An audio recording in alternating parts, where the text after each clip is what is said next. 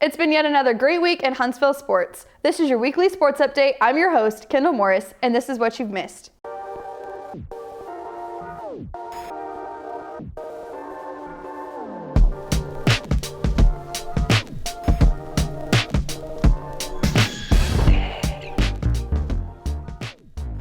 Starting off at Huntsville High School, the Lady Hornets were on the road last week where they took on Mount Pleasant in the regional quarterfinals, where they lost 34-52, ending their playoff season for the year.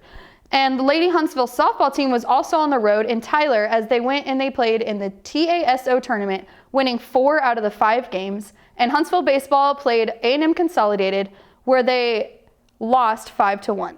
Moving back to campus, Sam Houston softball took on Prairie View last Tuesday, where they won in 7-5, and played this weekend in the Houston tournament, where they fell to Pittsburgh, Illinois, and U of H, but beating Houston Christian 9-4.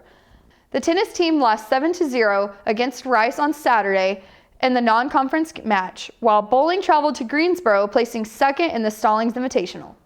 Moving on to men's sports, Bearkat baseball kept the steam rolling against McNeese on Tuesday, where they whooped on them 18-6, then later traveling on Wednesday to Rice, where they fell in a tough contest of 3-1.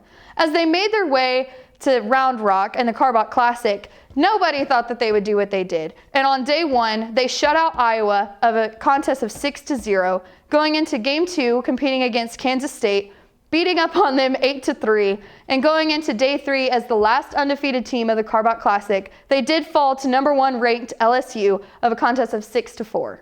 SHSU women's basketball couldn't put it away on Thursday, losing a strong 10-point lead that just slipped away as SFA went on to defeat the Cats 71-56. Continuing on that trend, the Bearkats lost to UT-RGV in overtime 65-61. SHSU men's basketball gave Cal Baptist a hopeful first half, trailing 12-4, but the Bearkats came back to defeat the Lancers 56-45. Sam Houston and Southern Utah were tied in the WAC conference standings going into Saturday night's contest. The Cats came up on top with a 64-57 victory, securing second place.